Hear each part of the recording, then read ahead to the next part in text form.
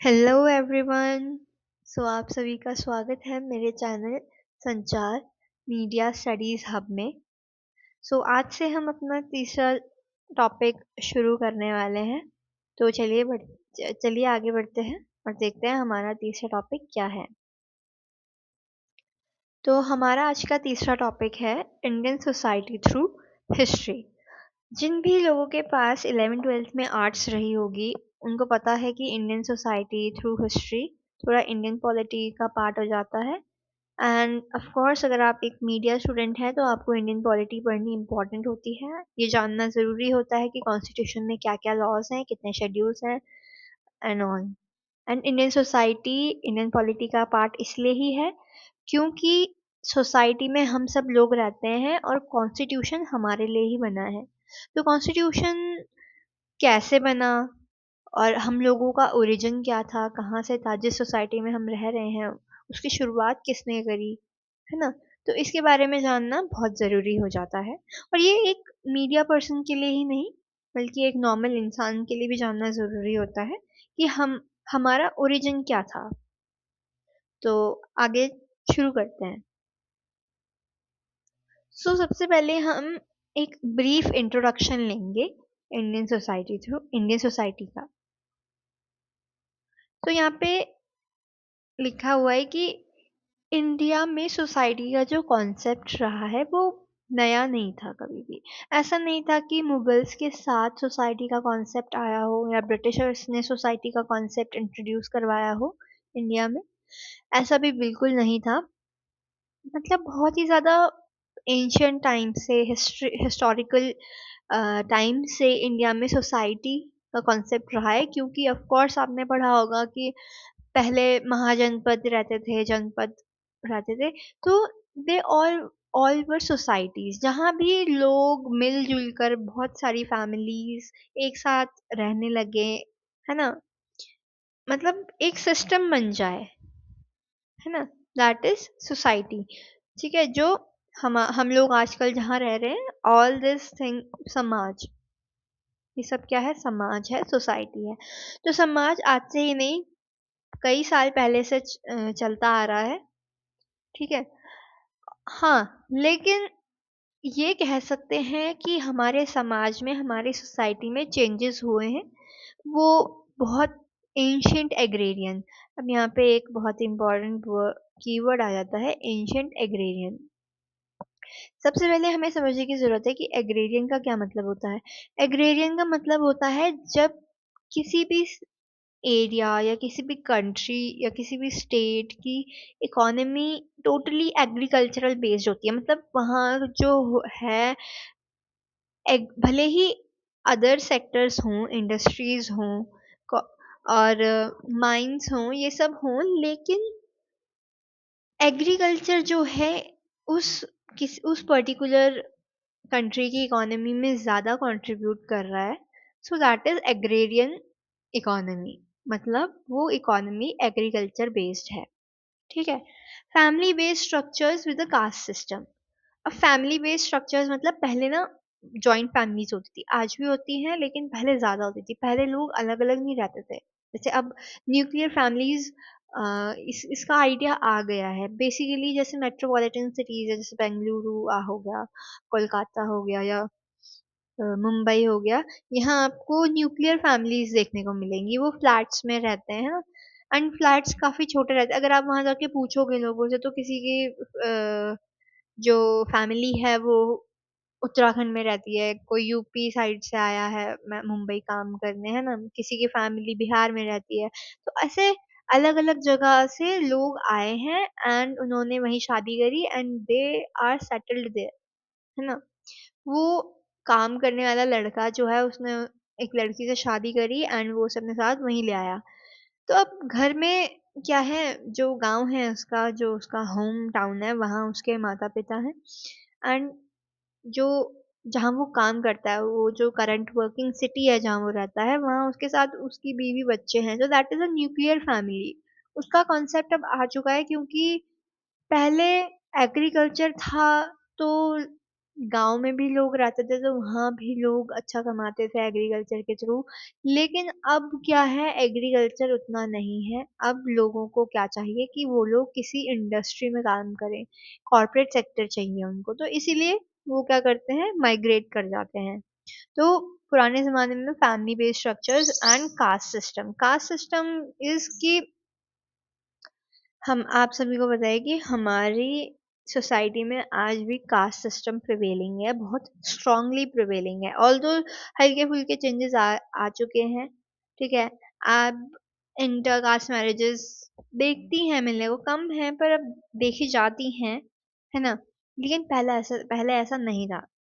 पहले ब्राह्मण ब्राह्मण में शादी करेगा, क्षत्रिय क्षत्रिय में, शूद्र शूद्र में।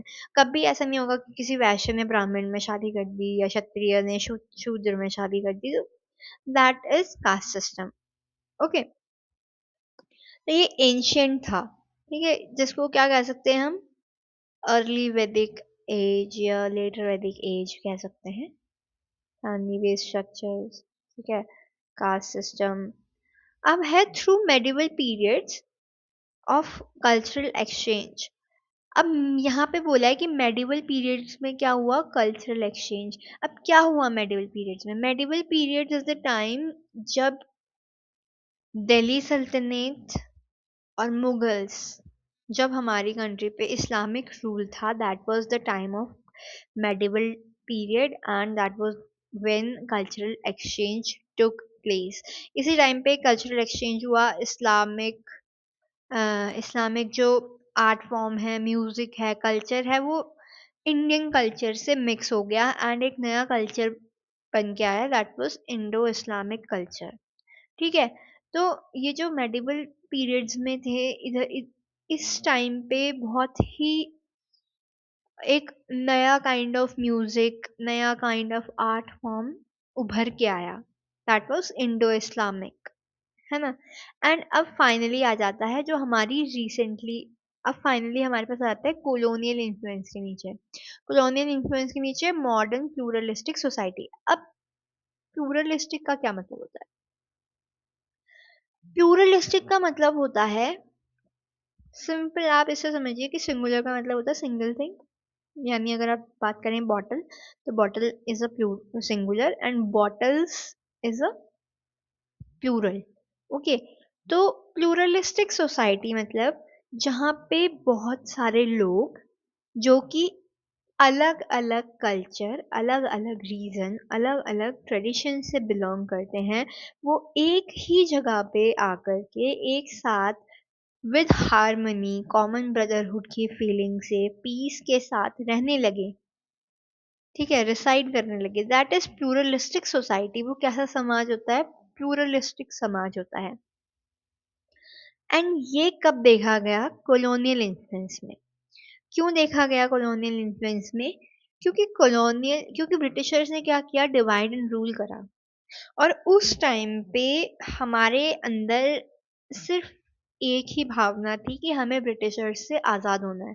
अब ऐसा नहीं था ना कि ब्राह्मण चाहेंगे कि हम आज़ाद हो जाए, लेकिन शायद क्षत्रिय वैश्य शूद्र चाहेंगे कि हम आज़ाद ना हो। आज़ादी तो सबको चाहिए। तो उस टाइम पे क्या हुआ कि किसी ने सामने वाले की जाति नहीं देखी। इट्स इट्स नॉट लाइक कि उस टाइम पे कास्ट सिस्टम खत्म हो गया था।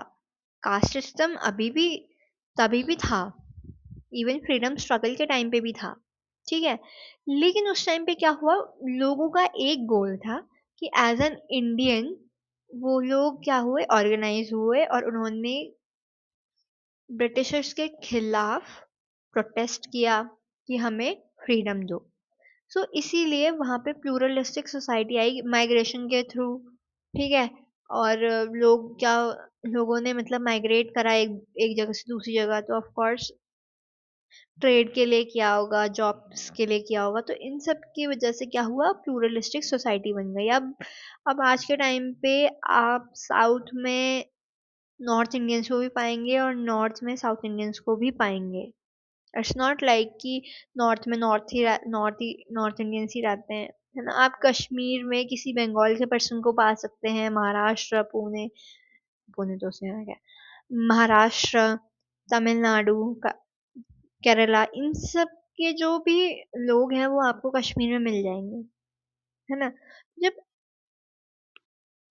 जब माइग्रेशन हुआ ट्रेड की वजह से या फिर जॉब्स बेटर अपॉर्चुनिटीज की वजह से, तो प्लूरलिस्टिक सोसाइटी उभर के आई। एंड देन हमारे पास आ जाती है आज की society, that is post independence development. अब हमारी कैसे सोसाइटी है?